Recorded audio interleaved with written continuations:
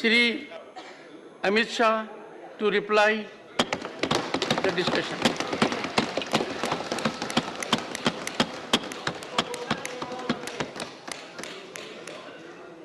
धन्यवाद सभापति महोदय।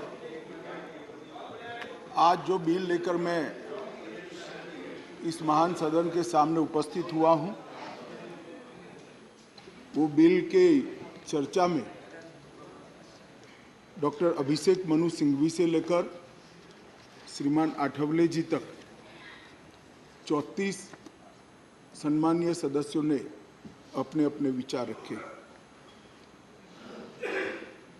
इसके चर्चा के समय सभी ने अपनी अपनी समझ के हिसाब से पक्ष और विपक्ष दोनों में विचार रखे।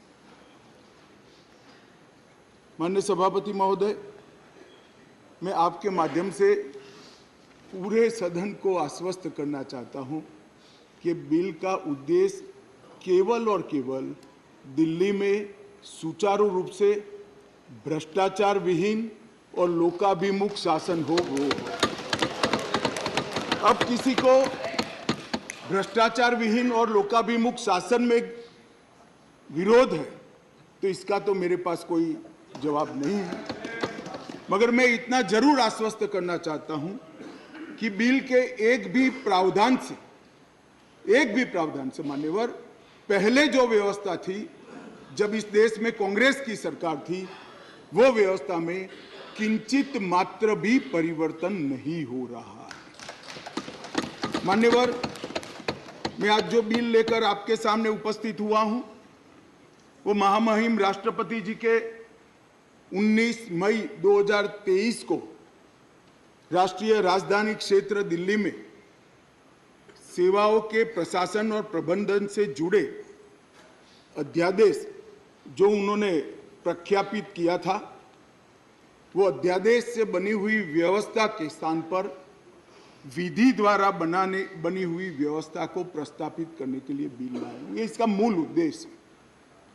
मैं सारी बातों का डिटेल जवाब दूंगा कि बिल क्यों लाना पड़ा, अध्यादेश लाने की जल्दी क्या थी, ये बिल कैसे संविधान सम्मत है, ये बिल कैसे सुप्रीम कोर्ट के जजमेंट को किसी भी एंगल से, किसी भी तरह से इसको वायोलेट नहीं करता है।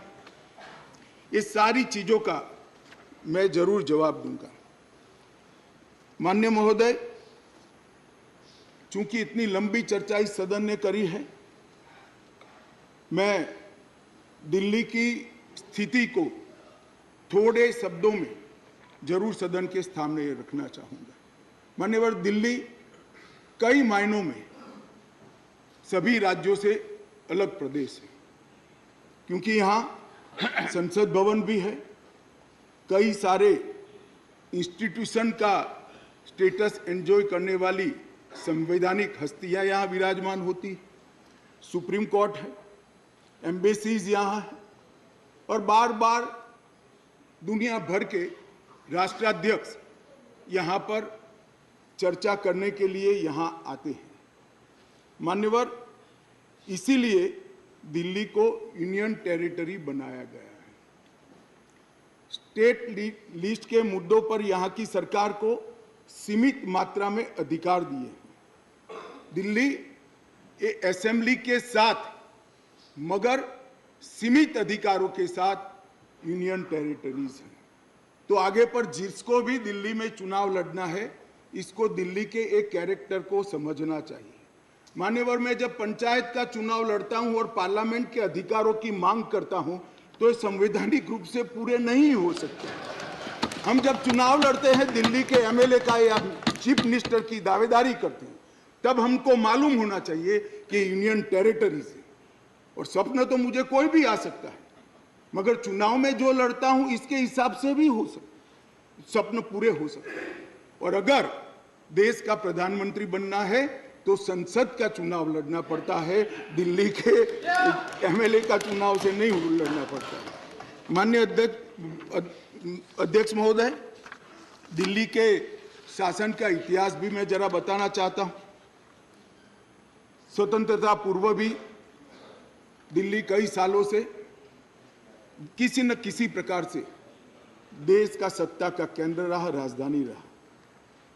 नजदीक के भूतकाल में चले जाइए तो 1911 में दिल्ली तहसील और महरौली थाना, ये दोनों को अलग कर राजधानी बनाया गया।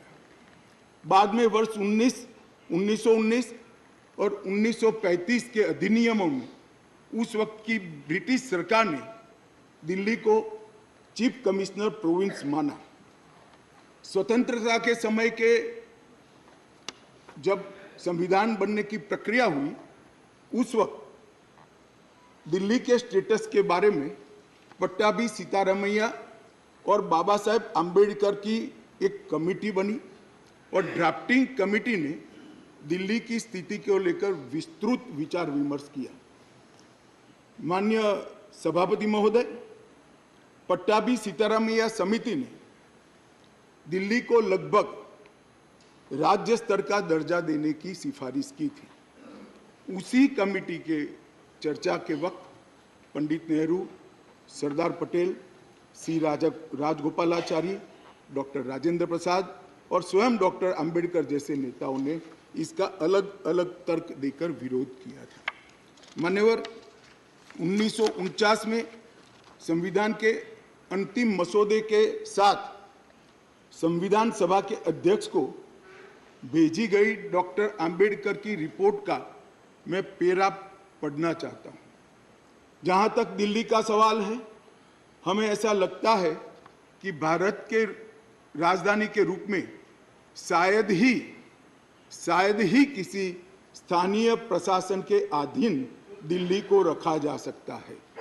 संयुक्त राज्य अमेरिका में संसद राजधानी के संबंध में पूर्ण विधायी शक्ति का अधिकार रखती है।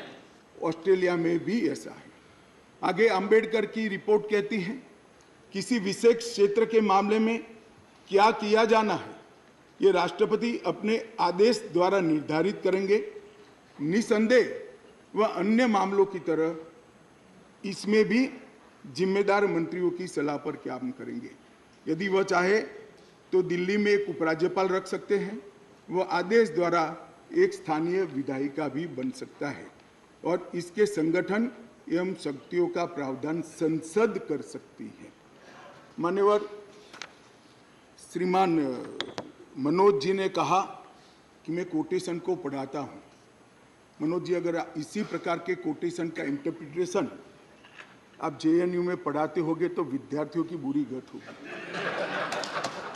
कोटेशन का रेफरेंस, मान्यवर, कई मायनों में बदलता है, मगर भौगोलिक स्थिति और राजधानी का अस्तित्व ये तो आज भी वही है।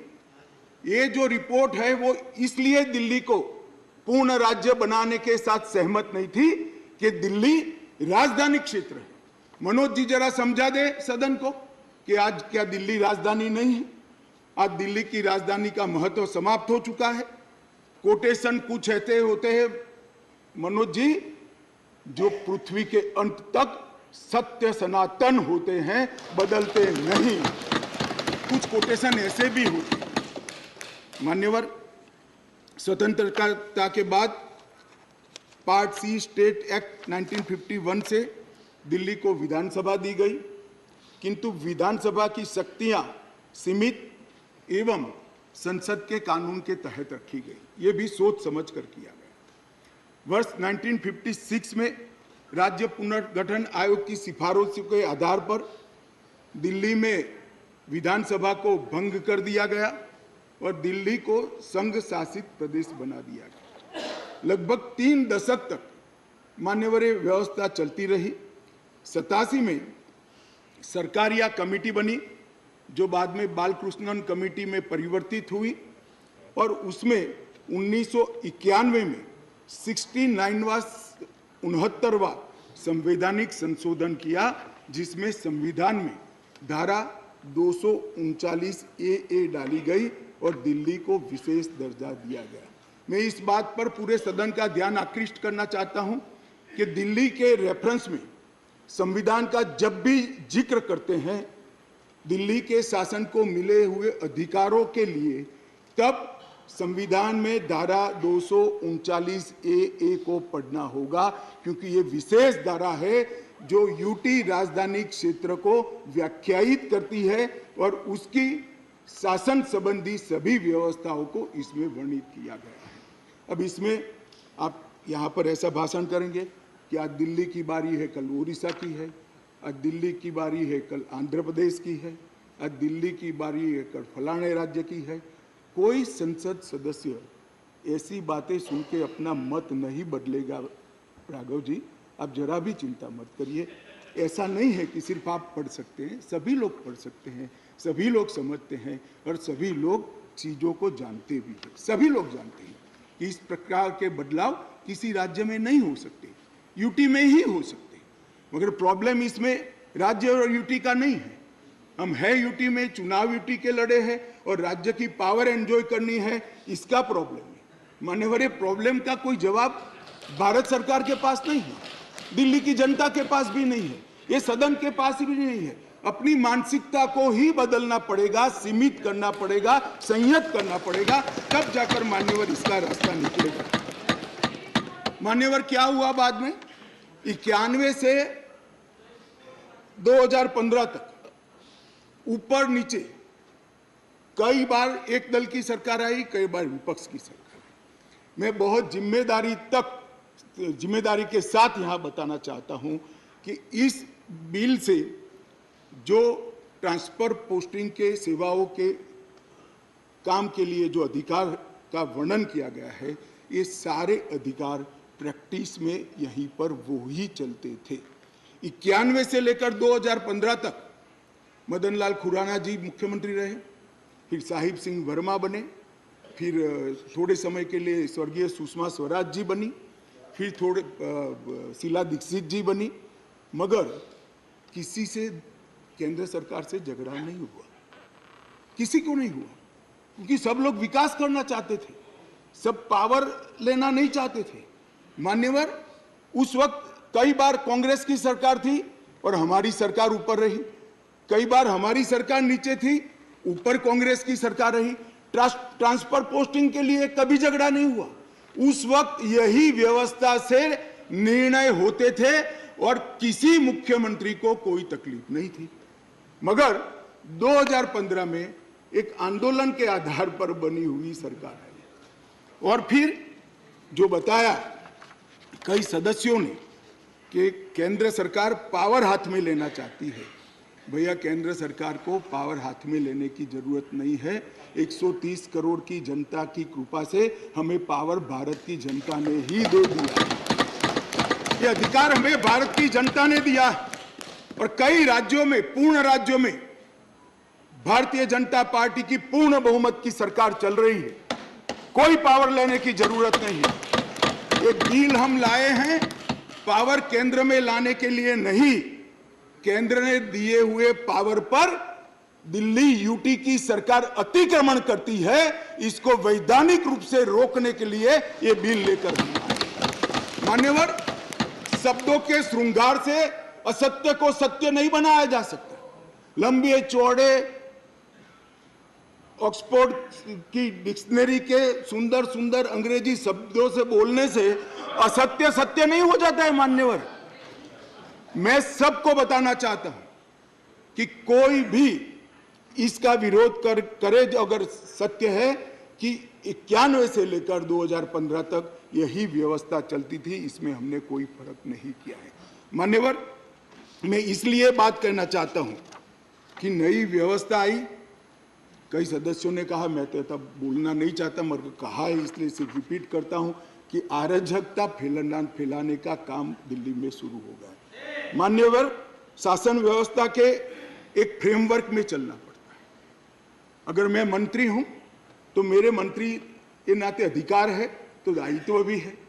मैं किसी और के अधिकार का हनन नहीं कर सकता। मान्यवर, कई बार ऐसी व्यवस्था आई, मैं बाद में बात करूंगा। अभी चिदम्बरम जी खड़े हो गए थे, वो होम मिनिस्टर थे, तब क्या हुआ था और उन्होंने फाइल पर क्या लिखा है वो भी है मेरे पास, मैं बताऊंगा।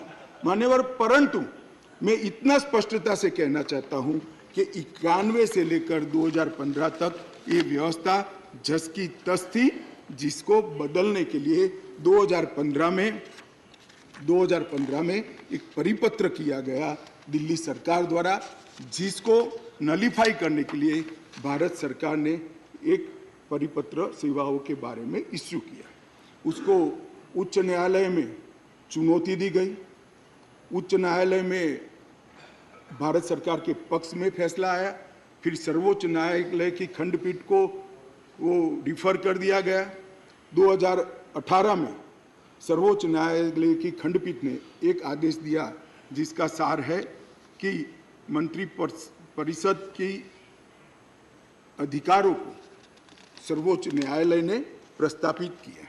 मान्यवर, फिर वो डिवीजन बेंच के अंदर 2 जज की बेंच के अंदर गया, वहां सहमति नहीं बनी और फिर से खंडपीठ को रिफर कर दिया गया और 11 मई को सर्वोच्च न्यायालय की खंडपीठ ने सेवाओं के मामले में अपना निर्णय दिया।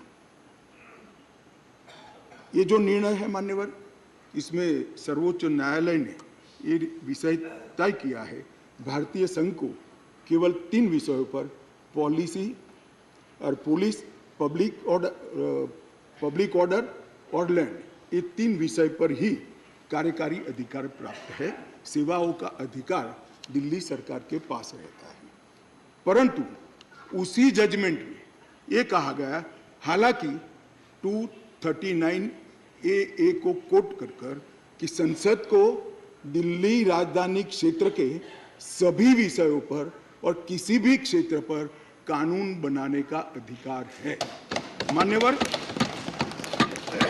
अब जो लॉयर होते हैं वो बातों को बहुत खूबसूरत तरीके से रखने में माहिर होते हैं। एक ही अधिवक्ता एक बार एक धारा को डिफेंड करता है तो वही अधिवक्ता दूसरी बार वही धारा का विरोध करता है। मगर हमको तो ऐसी महारत हासिल नहीं, हम तो सार्वजनिक जीवन के छोटे कार्यकर्ता है, तो जो सच होते हैं वो बोलते हैं। मैंने अभिषेक मनु सिंघवी जी को ध्यान से सुना। मान्यवर, उन्होंने कहा, उन्होंने क्या करा उनको पूरा मालूम है, मैं मानता हूं मालूम होगा, बड़े विद्वान वकील है। उन्होंने अनुच्छेद 339A7A को पढ़ा, जिसमें लिखा है 239AA7A के तहत संसद को केंद्र सरकार के प्रावधानों को इफेक्ट देने या सप्लीमेंट करने के लिए कानून बनाने का पूरा अधिकार है। उन्होंने पढ़ा, मगर इसके ऊपर 3B में नहीं गए। मैं अब पढ़ता हूं 3B क्या है।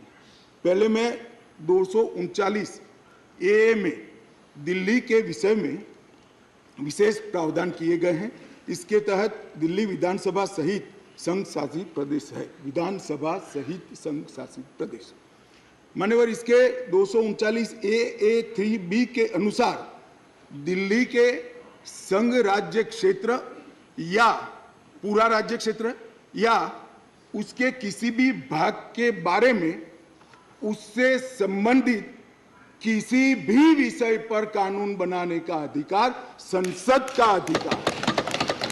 अब मैं विनम्रता से इतना ही पूछना चाहता हूं कि किसी भी विषय पर आता है, इसमें सर्विसेज आती है या नहीं आती है? सर्विस विषय है या नहीं है? और मान्यवर, और इससे आगे जाकर 239AA3C के अनुसार संसद को, ये भी ध्यान से सुने सदन, संसद को राष्ट्रीय राजधानी क्षेत्र दिल्ली की विधानसभा द्वारा बनाए गए किसी भी कानून को संशोधित करने का, उसका स्वरूप बदलने का या उसको निरस्त करने का भी अधिकार दिया गया।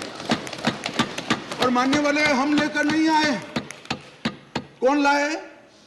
आज जो राजनीतिक जरूरियात के कारण आप पार्टी की गोदी में बैठी है, वो कांग्रेस पार्टी ये संविधान संशोधन लेकर आई। ये हम लेकर नहीं आए। अगर दिल्ली के अधिकारों का किसी ने हनन किया है, दिल्ली की असेंबली का किसी ने हनन किया अधिकारों का, तो मान्यवर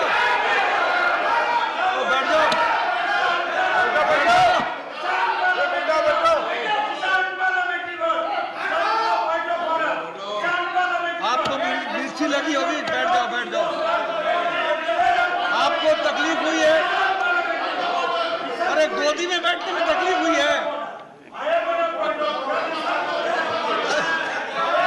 माननीय अध्यक्ष जी,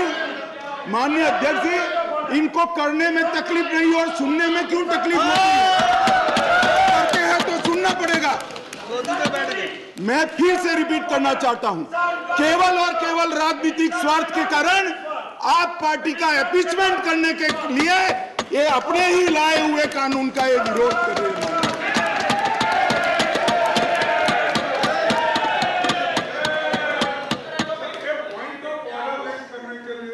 कैसा point of order?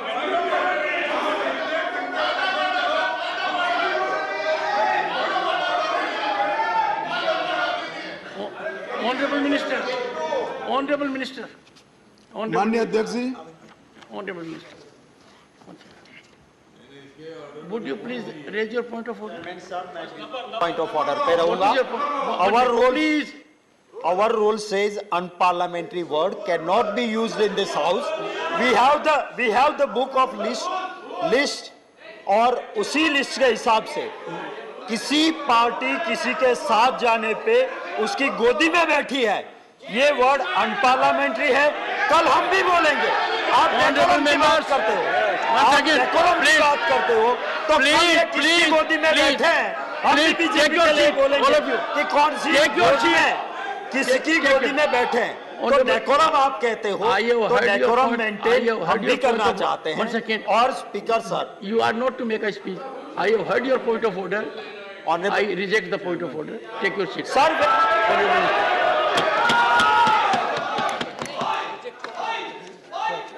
Honorable Minister. माननीय अध्यक्ष जी, यहां पर बहुत सारे सदस्यों ने बड़ी बड़ी दुहाइयां दी, संविधान की दुहाइयां दी, डेमोक्रेसी की दुहाइयां दी और अदालत के फैसले की सम्मान करने की दुहाइयां दी। माननीय अध्यक्ष जी, मैं इनको बहुत विनम्रतापूर्वक कहना चाहता हूं। मैं सबसे पहले अदालत के फैसले की बात करता हूं। अदालत के फैसले की अवमानना तब होती है तब अदालत ने किसी भी प्रकार का स्थगन आदेश दिया है। इसमें स्थगन आदेश मांगा गया था, अदालत ने दिया नहीं। दूसरी बात, अदालत के फैसले की अवमानना तब होती है जब हम अदालत के फैसले के विरुद्ध कोई बिल लेकर आते हैं। यहाँ अदालत ने अपने फैसले में स्वयं कहा है कि दिल्ली संघ राज्य के लिए देश की संसद किसी भी प्रकार का कानून बना सकती है। और माननीय अध्यक्ष जी, मैं सर्वोच्च अदालत के प्रति अति विनम्रता रखते हुए बताता हूं कि कई फैसले ऐसे होते हैं जो न्याय की कानून की इंटरप्रिटेशन करते वक्त अदालत देती है, मगर आज की जनभावनाओं के अनुरूप वो नहीं पाए जाते हैं। तो इस आज़ादी से अब तक ढेर सारे इतने उदाहरण हैं जिसमें संसद ने अदालत के फैसलों को बदलने के लिए कानून लेकर आए, मगर इसमें तो एक केस भी नहीं है। माननीय अध्यक्ष जी, इस देश की संसद ने कई बार संविधान बदला है। अदालत के फैसले की बात छोड़िए, अदालत के फैसले को न्यूट्रलाइज करने के लिए कई संविधान के पैराग्राफ जोड़े गए हैं माननीय अध्यक्ष जी। और ये संसदीय परंपरा है जिसको अदालतों ने भी स्वीकार किया है। और पहला संविधान संशोधन तो तब हुआ जब पार्लियामेंट भी नहीं बनी थी मान्यवर।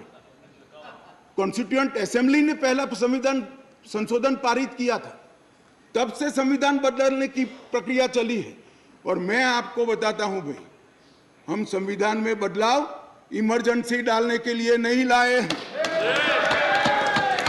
हम संविधान में बदलाव उस वक्त की तत्कालीन राष्ट्रपति की सदस्यता जो चली गई थी, इसको पुनर्जीवित करने के लिए नहीं लाए हैं। और इमरजेंसी डालकर लाखों डेमोक्रेटिक कार्यकर्ताओं को जेल में अरे खड़गे जी सुनिए, मैं धैर्यपूर्वक सुना हूं। कांग्रेस को लोकतंत्र पर बोलने का कोई अधिकार नहीं है। आप क्या बात करते हो लोकतंत्र की?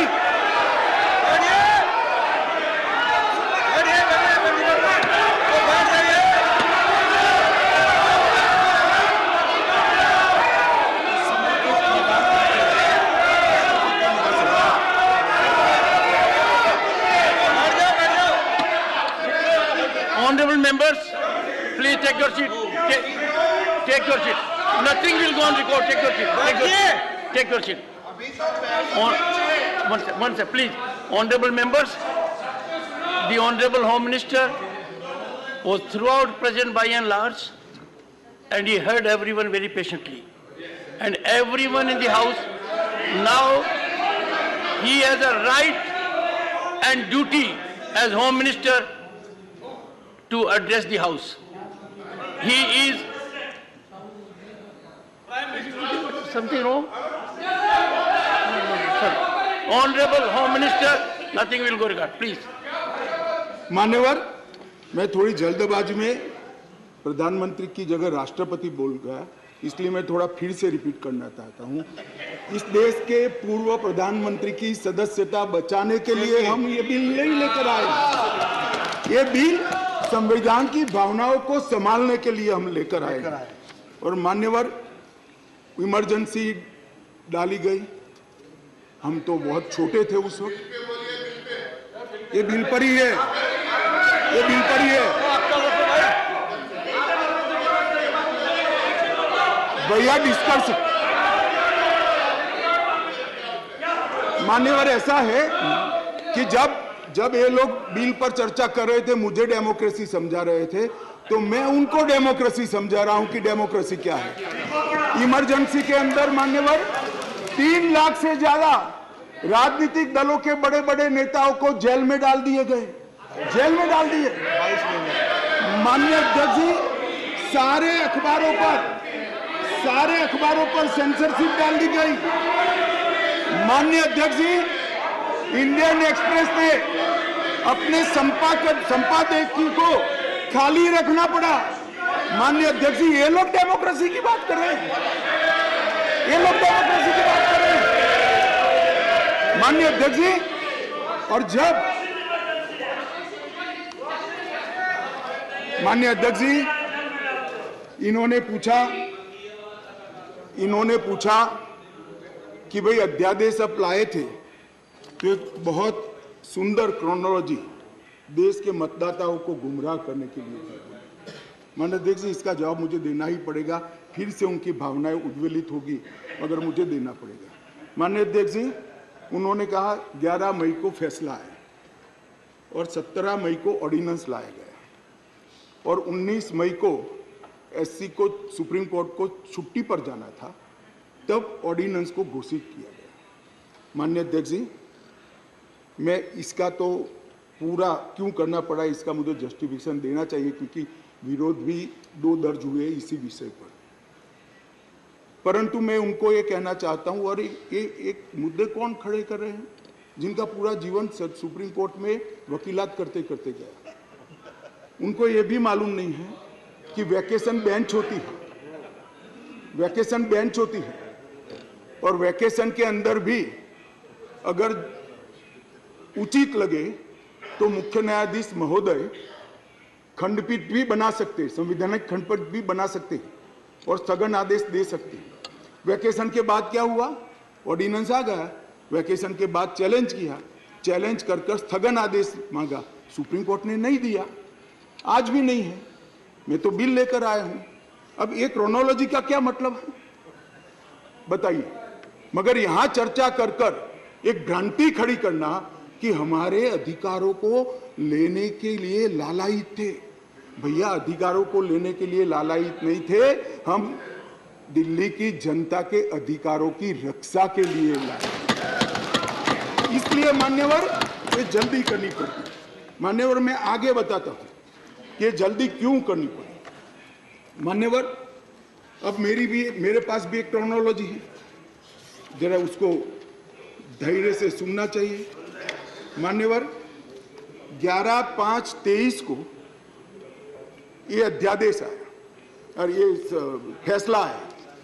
फैसला लगभग 3-4 बजे के आसपास घोषित हुआ। उसके बाद में 5:30 बजे फैसला क्या था मान्यवर?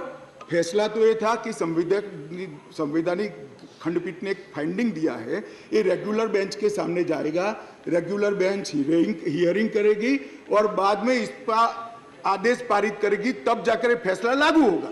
फैसला तो अभी लागू भी नहीं हुआ है। मगर जल्दबाजी किसको कहते हैं मैं बताता हूं श्रीमान राघव चड्ढा जी। जल्दबाजी इसको कहते हैं कि अभी आदेश तो पारित भी नहीं हुआ था, एक नीति विषयक फैसला लिया जो 2 जजों की खंडपीठ ने सुनकर उस पर आदेश पारित किया जाना था, इसके बाद इंप्लीमेंटेशन होना था। 11/5 को शाम को 5:30 बजे एक नोट सर्कुलेट कर दिया गया कि आज 5:30 बजे तक पात्र अधिकारियों की सूची के साथ जो इस पद पर तैनात हो सके सचिव सेवाओं के मतलब सेक्रेटरी सर्विस के लिए एक नोट प्रस्तुत किया जाए। ट्रांसफर करना भी चालू कर दिया। बोले अभी तो खंडपीठ 2 जजों की खंडपीठ का जजमेंट भी नहीं आया और ट्रांसफर करना चालू किया।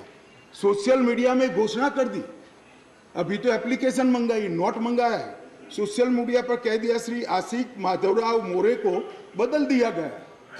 कैसे बदलोगे भाई, कैसे बदलोगे मान्यवर? और इसके आगे मैं जाना चाहता हूं।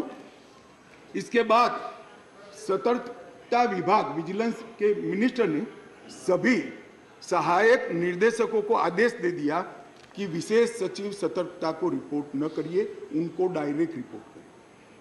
अब जो एडमिनिस्ट्रेशन मुझे समझाते थे मैं उनको समझाना चाहता हूं, डायरेक्ट जॉइंट डायरेक्टर लेवल का ऑफिसर सीधा मंत्री को रिपोर्ट करे, ऐसा कैसे हो सकता है भाई? कैसे हो सकता है? ये एडमिनिस्ट्रेशन है क्या? किसके साथ में खड़े रहे हो? जवाब देना पड़ा दिल्ली की जनता को भाई मान्यवर। इसके बाद सतर्कता विभाग के मंत्री जी ने आदेश दे दिया 13 तारीख को कि मैन्युअल के पैरा 2.22 के उल्लंघन किया, जिसमें विजिलेंस सेटअप के कार्यबल सीवीओ के परामर्श से संगठन के प्रमुख संगठन में प्रभावी सतर्कता प्रबंधन के लिए कार्यबल तैनात करने के निर्देश बनाने के लिए सूचना कर दी। अब मुझे ये समझ नहीं आता है, अभी तो संवैधानिक खंडपीठ ने खंडपीठ को आदेश भेजा है, इंटरप्रिटेशन भेजा है, इस पर खंडपीठ ने 2 जजों की खंडपीठ ने सुनवाई करनी है और फिर जजमेंट देना है। यहाँ पूरा इम्प्लीमेंटेशन कर दिया। मगर विश्व में कोई भी विज्ञान का नियम है, कोई भी चीज अकारण नहीं होती। ये विजिलेंस विभाग को ही क्यों टारगेट बनाया गया? ट्रांसपोर्ट को नहीं बनाया गया, सफाई को नहीं बनाया गया, जल बोर्ड को नहीं बनाया गया, जल विभाग को नहीं बनाया गया, मान्यवर रोड एंड बिल्डिंग को नहीं बनाया गया, सोशल वेलफेयर को नहीं बनाया। ये सारे शासन के साथ जुड़े हुए भी नहीं है क्या? ये किसी में जल्दी नहीं हुई, सिर्फ विजिलेंस में हुई। अब मैं इस कारण बताना चाहता हूं कि सदन में विजिलेंस में क्यों जल्दी हुई। मान्यवर, इसके अंदर आबकारी घोटाले की, शराब घोटाले की फाइल विजिलेंस में पड़ी थी।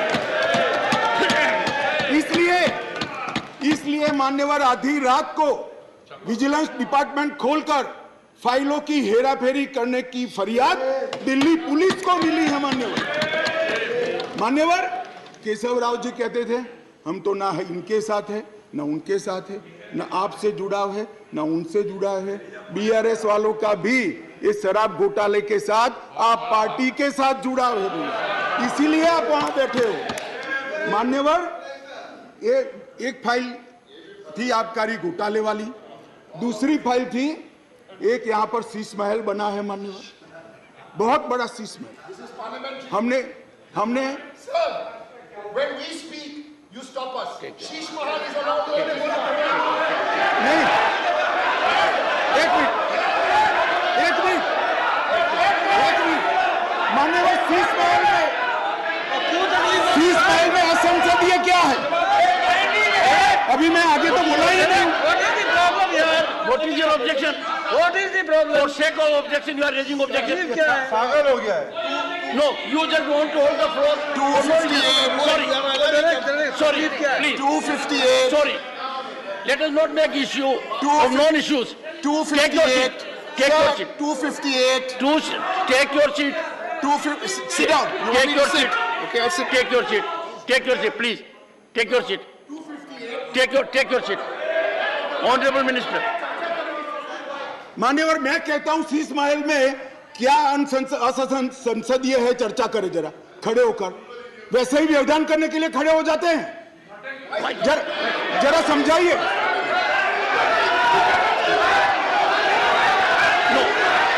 मान्यवर मेरा निवेदन है, मान्यवर मेरा निवेदन है, असंसदीय क्या है इसमें इसकी चर्चा की जाए। मेरा निवेदन है। Take your seat, please. Take your seat. Take your seat. Take your seat. Sheesh Mahal से चर्चा हो जाए। Take your seat. Take your seat. Take your. You. Mr. Derek O'Brien. Mr. Derek O'Brien. You deliberately got up only to create disturbance, only to create disruption. This will not be accepted. Please. Sir, leader would like to speak, sir. Take. Leader of the house. Please. Sir, leader of the house. No. Honorable Minister. Sir ये One आपने second. पिछली बार भी इस विषय के ऊपर बड़ी गंभीरता बताई थी कि जो थिएट्रिक्स करने का सिलसिला इस सदन में जो माननीय सदस्य करते हैं, अगर इनको हिम्मत है, अगर इनका इरादा शीश महल के ऊपर चर्चा करने का है, तो आप अभी के अभी शीश महल के ऊपर चर्चा करने के लिए तैयार है। हो जाए शीश महल के ऊपर पूरी चर्चा। जो ये शीश महल को ऑब्जेक्ट कर रहे हैं, Take your seat. Take your seat. Take your seat. Take your seat. Please. Take your seat. Oh, one second. Sorry, sir. 1 second. Sorry. Please. Honorable members, I was hearing the Honorable Home Minister with total focus. And there was nothing in the discourse of the Honorable Home Minister which could have invited the kind of disruption in which Mr. Derek O'Brien. I urge the House, I urge the Honorable members, we have been decorous during the whole day. Don't act on a plan. Let us believe in decorum. Honorable Home Minister. Honorable Home Minister. No. Honorable Home Minister. माननीय अध्यक्ष जी, यही Honorable जिसको Home Minister. निशाना बनाया गया वही vigilance की office में मुख्यमंत्री के नए बंगले पर खर्च हुए अवैध खर्चे के लिए और आवंटित की गई राशि से 6 गुना ज्यादा खर्चे के लिए जांच की फाइल भी उसी के अंदर थी। माननीय अध्यक्ष जी, माननीय सुप्रीम कोर्ट ने एक ऑर्डर दिया था कि अपनी पार्टी के, सरकार के नहीं, अपनी पार्टी के प्रचार के लिए दिल्ली सरकार का जो खर्च हुआ है वो खर्च दिल्ली सरकार से नहीं, आप पार्टी से वसूल कर दिल्ली सरकार के खजाने में डाला जाए 90 करोड़ रुपए।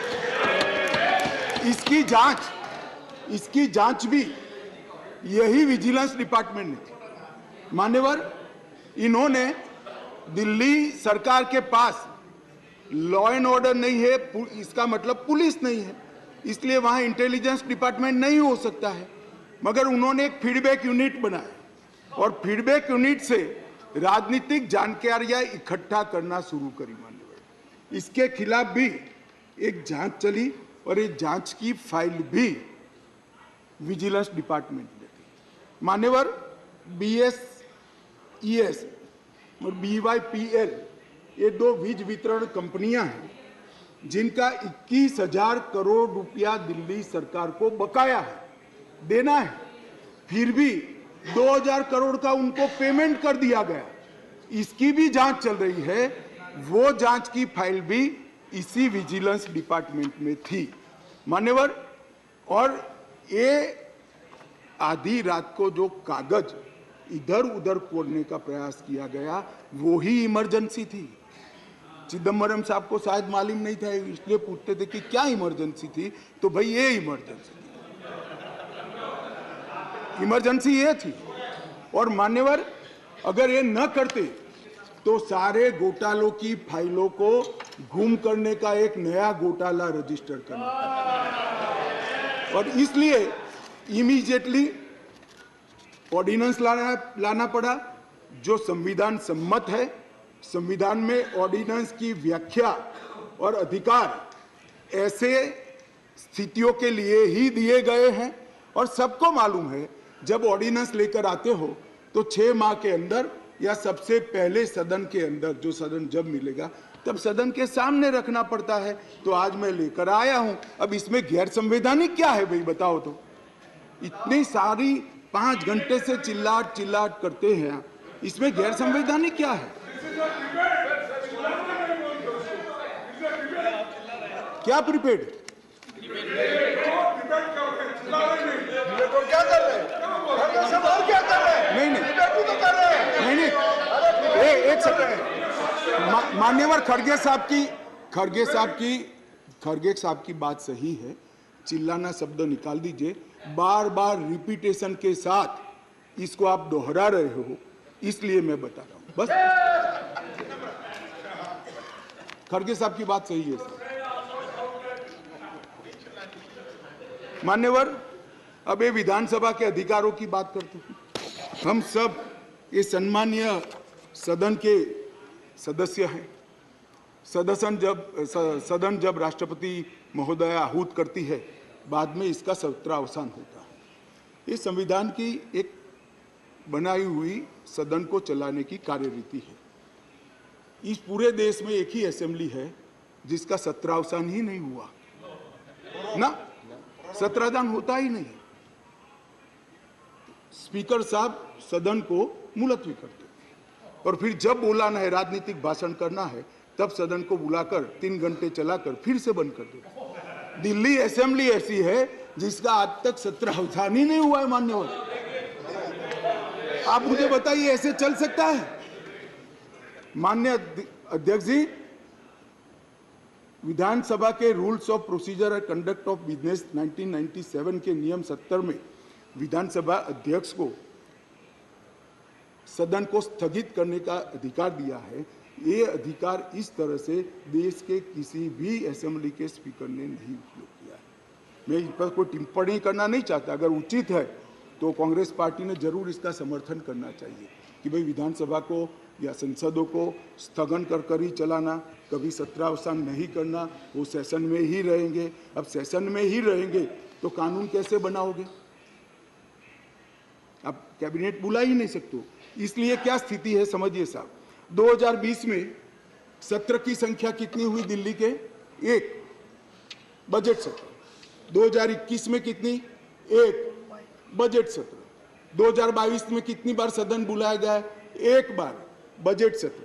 2023 में कितनी बार सदन बुलाया गया? 1 बार बजट सत्र। उसके अलावा असेंबली की जरूरत ही नहीं है। इसके अलावा मान्यवर असेंबली की जरूरत ही नहीं है। ये किस तरह से असेंबली चला रहे हैं मान्यवर? कैबिनेट के अधिकारी की दुहाई दे रहे हैं।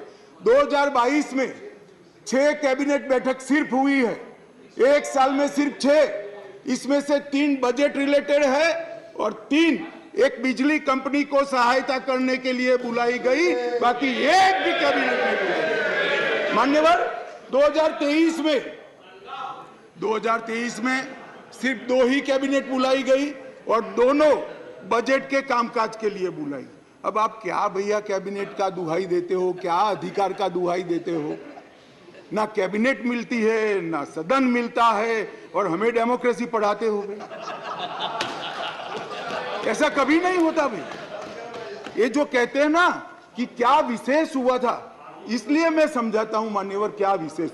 मान्यवर, IRTS, AIIMS, Delhi metro, IIT Delhi, UR जैसे ढेर सारे योजनाओं का क्लियरेंस न मिलने के कारण ये इंस्टीट्यूशन और ये डेवलपमेंटल काम दिल्ली की जनता को नहीं मिल पा रहे हैं। वो राजनीतिक रूप से रोक कर बैठे हैं।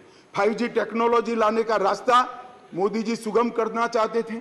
हमारे अश्विनी भाई बार बार पत्र लिखते हैं। 2016 से झगड़ा चल रहा है मगर इस पर कार्यवाही नहीं करी और ट्रांसफर पोस्टिंग के लिए इनको सुप्रीम कोर्ट में जाने का समय है। मगर 5G टेक्नोलॉजी को इंस्टॉल करने के लिए जो सहायता चाहिए भारत सरकार को, वो करने का समय नहीं है। माननीय अध्यक्ष जी, मैं इसलिए कहता हूं कि कुछ परिस्थितियां ऐसी होती है जिसको अलग दृष्टिकोण से देखना पड़ता है। दिल्ली के अंदर 91 से 2015 तक यही व्यवस्था, इसी तरह से ट्रांसफर पोस्टिंग होती थी मान्यवर, और कोई कानून या कोई नियम बनाने की जरूरत नहीं पड़ती। मान्यवर, मैं फिर से एक बार सदन का ध्यान आकृष्ट करना चाहता हूं। कुछ सदन के सदस्यों ने कहा कि ये बिल संविधान सम्मत नहीं है और संविधान के अधिकारों को ये बिल कानून के द्वारा संविधान सुधारने का प्रयास है। मान्यवर, मैं इनका ध्यान दिलाना चाहता हूं कि अध्यादेश और बिल के अंदर थोड़ा फर्क। अध्यादेश के अंदर धारा 3A है जो बताती थी कि दिल्ली विधानसभा को एंट्री 41 यानी सेवा मामलों पर कानून नहीं बना पाएगी, ये अध्यादेश के अंदर। फिर हमने इसको ध्यान से बारीकी से अध्ययन किया, काफी लोगों की राय भी ली और लगा कि ये एकदम वायोलेशन तो नहीं है संविधान का, मगर ग्रे एरिया है। इसलिए जो मैं बिल लेकर आया हूं, विधेयक लेकर आया हूं, इसमें धारा 3A को भारत सरकार ने ही हटा लिया है, इसलिए वायोलेशन का क्वेश्चन डज नॉट अराइज। धारा 3A को हमने हटा लिया है, अध्यादेश से हटाकर बिल में धारा 3A को नहीं डाला गया है। अब दिल्ली की विधानसभा को भी सेवा में कानून बनाने का अधिकार है, आप बना सकते हो, मगर केंद्र का कानून अभी जो बना है इससे कॉन्ट्राडिक्टरी कानून नहीं बना सकते हो, इतना ही है। माननीय अध्यक्ष जी, एक मैंने कह दिया, अगर 239 AAB, एक बहुत बड़ी चर्चा चली कि मंत्रियों के अधिकार अफसरों को दे दिए गए। कैबिनेट के अंदर अफसर कैबिनेट नोट भेजेंगे। तो माननीय अध्यक्ष जी, मैं तो 2 सरकारों में रहा हूँ, गुजरात सरकार में रहा हूँ और अभी मोदी जी के नेतृत्व में भारत सरकार में काम होता। कभी मैंने as a minister cabinet note sign नहीं किया है, फाइल साइन की है, मगर कैबिनेट नोट तो सेक्रेटरी ही भेजते हैं। शायद आप लोगों के राज्य में मंत्री की सिग्नेचर से जाती है तो मुझे मालूम नहीं है। अगर कोई ऐसा दूसरा राज्य है तो भी बताना चाहिए सदन को। माननीय अध्यक्ष जी, मैं खंडवार जवाब देना नहीं चाहता, इतना ही कहना चाहता हूं कि 45A 45(1) को जो उद्धृत कर सब लोग बोल रहे थे, इसमें मैं इतना ही कहना चाहता हूं कि इसमें दिए गए सारे प्रावधान ट्रांजैक्शन ऑफ बिजनेस रूल 1993 में पहले से मौजूद है, 93 से है, जो कांग्रेस पार्टी लेकर आई है। हम कुछ नया नहीं लाए, मगर वो रूल्स को मानते नहीं थे, इसलिए रूल्स को एक्ट का हिस्सा बनाया गया है। 93 से रूल्स के हिसाब से दिल्ली चलती है, फुल स्टॉप कॉमा का फर्क नहीं है साहब इसमें। ट्रांजैक्शन ऑफ बिजनेस रूल 1993 जो है, जो कांग्रेस पार्टी ने बनाए थे, उसको ही हम एक्ट में आमेज किए हैं और इसलिए करने पड़े हैं कि एक ऐसी सरकार चुनकर आई जो रूल्स को मानती नहीं है, इसलिए एक्ट में डालना पड़ा। मान्यवर, ये सारे अधिकार जो है, अधिकारों का बंटवारा है, कार्य विभाजन है और कार्य पद्धति है, ये सारी की सारी कांग्रेस पार्टी ने बनाई है। अगर कांग्रेस पार्टी में अंतरात्मा है तो इस बिल का समर्थन करना चाहिए। मैं तो आपकी चीज को लेकर खड़ा हूं, मगर ये नहीं करेंगे, मुझे मालूम है मान्यवर, क्योंकि उनको गठबंधन बचाना है,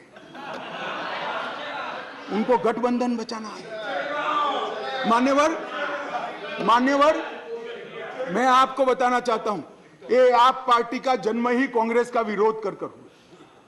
लगभग 3 टन जितनी गाली कांग्रेस की सरकार को बोले और बोलकर सरकार में आए, और आज अनधिकृत अधिकार प्राप्त करने के लिए कांग्रेस का समर्थन ले रहे हैं। और कांग्रेस वालों को भी ठीक है, चलो हमारा गठबंधन बने। भाई, मैं बताना चाहता हूं खड़गे साहब, जैसे ही आज शाम को ये बिल खत्म हुआ, पारित हुआ, केजरीवाल जी पलट जाएंगे, ठेंगा दिखाएंगे और कुछ नहीं होने वाला। कि उनका लक्ष्य हम नहीं है, कांग्रेस पार्टी है। जरा इनका चुनावी इतिहास देखिए, उनका लक्ष्य साफ हो, वो आपको नहीं छोड़ेंगे। खैर, वो आपको देखना है। और माननीय अध्यक्ष जी, ये सारे लोग सिद्धांतों की मुझे दुहाई दे रहे थे। मैं पूछना चाहता हूं, तृणमूल कांग्रेस और कम्युनिस्ट पार्टी आज एक मंच पर है, किस सिद्धांत के तहत है? जरा बताइए तो मुझे, किस सिद्धांत के तहत है? पूरा जीवन एक तृणमूल कांग्रेस पार्टी का जन्म ही कम्युनिस्टों का विरोध करते हुए हुआ है। कांग्रेस पार्टी से वो इसलिए अलग हुए, कि नरसिम्हा राव जी ने कम्युनिस्ट पार्टी से हाथ मिला लिए और आज सत्ता प्राप्त करने के लिए वो इनके साथ बैठे। एक कांग्रेस पार्टी और कम्युनिस्ट पार्टी केरल में तो यूडीएफ एलडीएफ कर एक दूसरे की जान लेने पर आमादा है और वहां इलू कर रहे हैं। माननीय अध्यक्ष जी, ये जनता दल, ये जेडीएस, माननीय अध्यक्ष जी, जेडीएस, ये नीतीश कुमार जी है। जेडीयू ये नीतीश कुमार जी है, जिनकी राजनीति चारा घोटाले का विरोध कर हुई। इनके राष्ट्रीय अध्यक्ष लल्लन सिंह जी कहते थे, मैं पान का बनवारी बन जाऊंगा मगर कांग्रेस पार्टी के साथ नहीं जाऊंगा, लालू के साथ नहीं जाऊंगा। मान्यवर, ये साथ में आ गए। साथ में क्यों आए?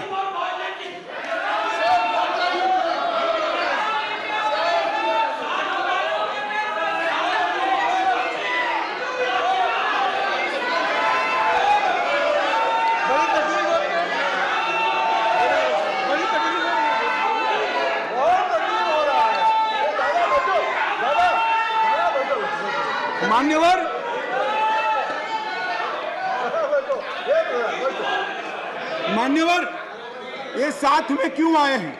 ये साथ में इसलिए आए हैं कि उनको भरोसा है कि अकेले कुछ हो नहीं सकता, इकट्ठा हो जाओ तो कुछ तो कर पाएंगे।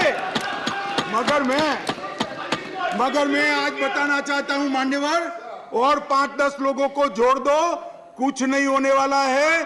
24 मई में फिर से नरेंद्र मोदी प्रधानमंत्री मान्यवर।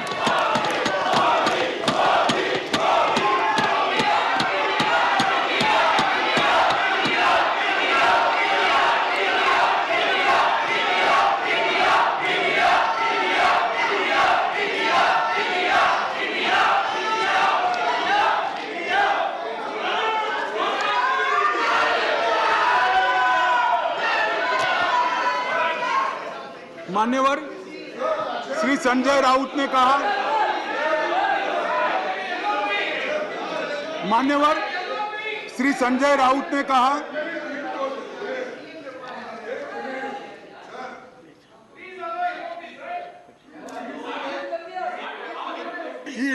I know, but just take it.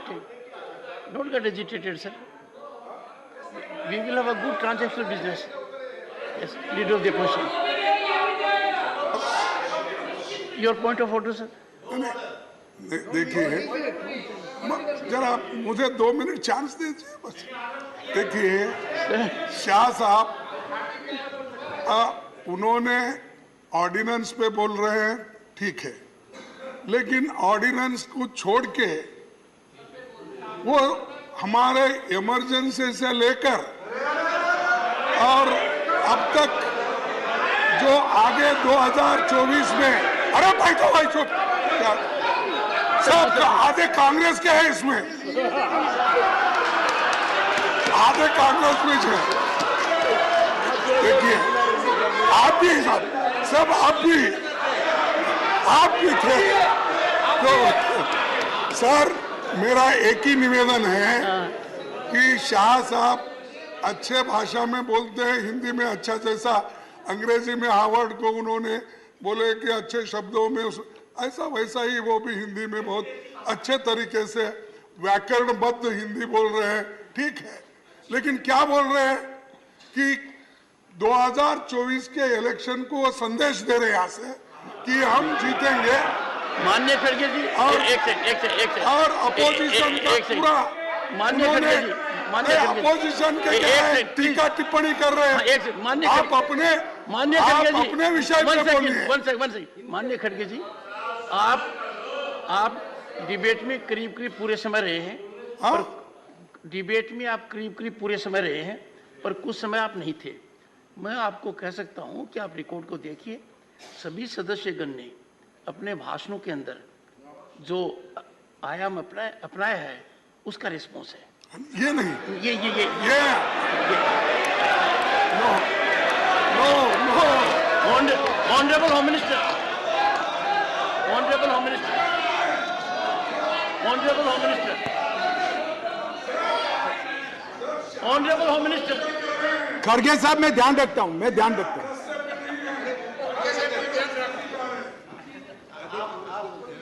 मान्यवर, मैं खड़गे जी का बैठ जाओ। मान्यवर, मैं खड़गे जी का धन्यवाद करता हूं। इन्होंने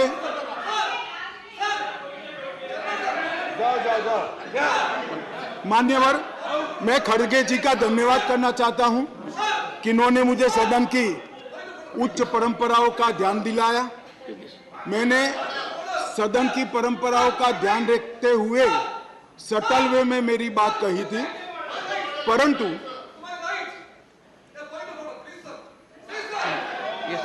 मान्यवर, मैंने सटल वे में ही करी थी।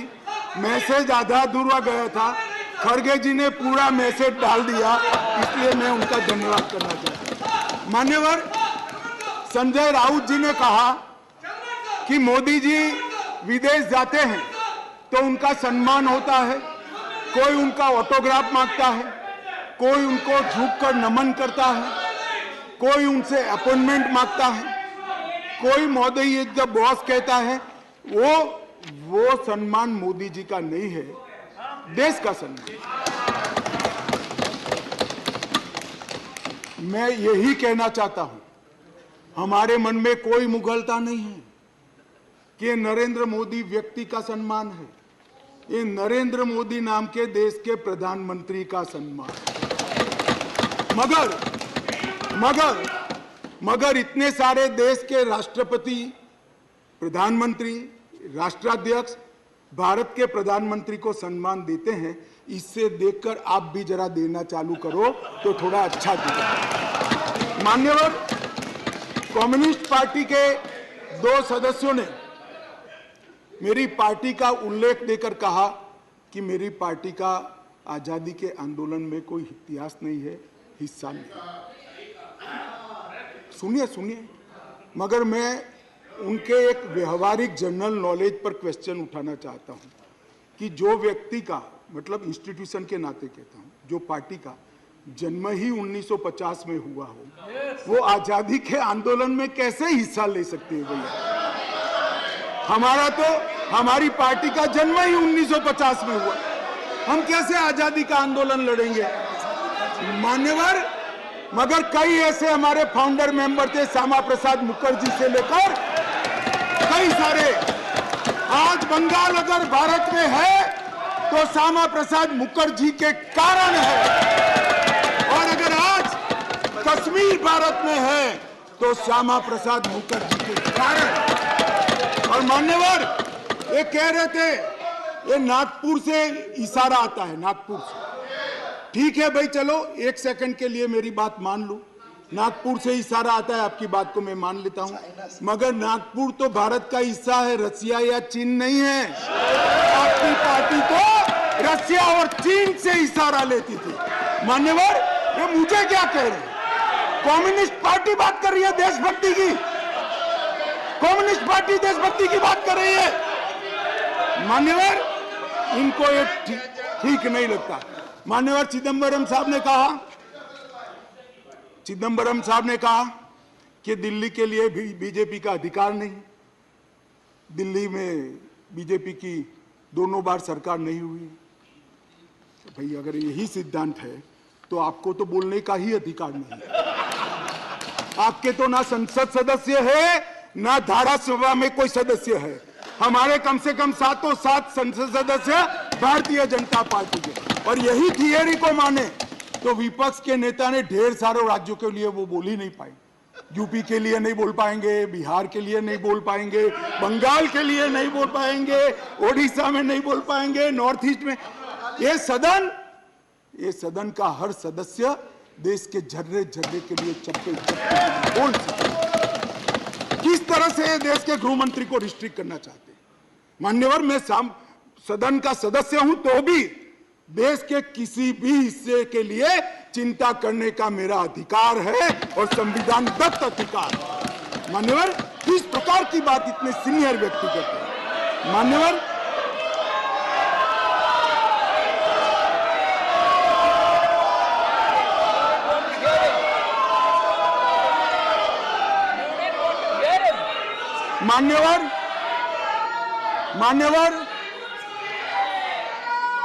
मान्यवर, मणिपुर के लिए भी मैंने सदन से पहले ही आपको पत्र लिखा है कि मणिपुर के लिए चर्चा के लिए मैं तैयार हूं। आज भी कहता हूं, अभी 11 तारीख बाकी है, हमें कुछ छिपाना नहीं है।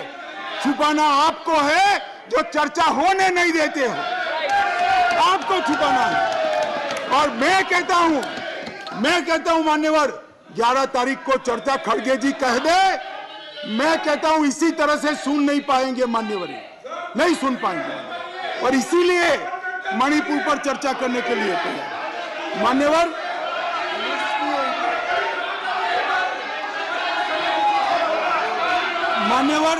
उनको मालूम है कि बिजनेस एडवाइजरी कमेटी समय तय करती है। मैं अभी देश की जनता के सामने कहता हूं, 11 तारीख को, एक सेकंड, सुन लिया, बैठिए। मान्यवर, मैं सदन के सामने स्पष्टता करना चाहता हूं। एक चर्चा वो 267 के तहत चाहते हैं। एक सेकंड, बैठ जाओ। 267 के तहत चाहते हैं, जिसमें मतदान का प्रावधान है। मान्यवर, ये प्रावधान क्यों बना है? जब कोई सरकार बजट के तुरंत बाद अल्पमत में आ जाए और कोई बिल ही न लाए, तो राज्यसभा में अविश्वास की दरखास्त का कोई प्रोविजन नहीं है, तो राज्यसभा में वोटिंग के साथ चर्चा हो, इसलिए रूल्स लाया गया है। यहाँ तो हम हर रोज बिल लेकर आते हैं, भाई गिरा दो बिल, बहुमत है, ये बिल गिरा दो, लो ये बिल ही गिरा दो, ये बिल गिरा दो। मान्यवर, मुझे बताइए, देश की जनता देख रही है, क्या हासिल है वोटिंग से? क्या हासिल है? सवाल आप मणिपुर की स्थिति, मणिपुर की चिंता और सरकार ने उठाए गए कदम पर चर्चा करने चाहते हैं, या वोटिंग से शो ऑफ स्ट्रेंथ करना चाहते हैं? और वोटिंग से शो ऑफ स्ट्रेंथ करनी है तो भी हम डरते नहीं है, इसी बिल में कर लीजिए, अभी दूध का दूध और पानी का पानी। मान्यवर, 11 तारीख को चर्चा के लिए खड़गे साहब हाँ बोल दे, मैं सदन में चर्चा के लिए तैयार हूं। मान्यवर,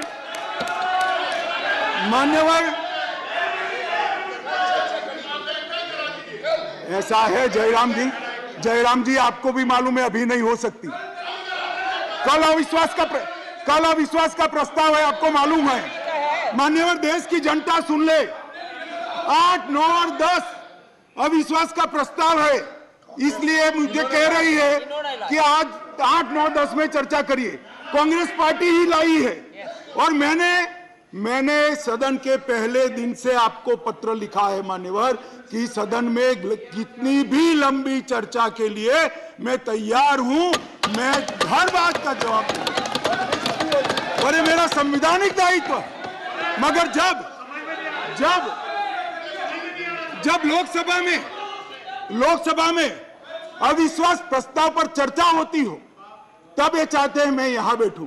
मान्यवर, इनको अविश्वास प्रस्ताव वही लेकर आए हैं, मगर इसकी संवैधानिक महत्व का मालूम नहीं है। अविश्वास का प्रस्ताव होता है, मैं वो सदन का सदस्य हूं, मुझे वहां रहना पड़ता है मान्यवर, और 11 तारीख में क्या बुराई है? क्या बुराई है 11 तारीख में? क्या बुराई है?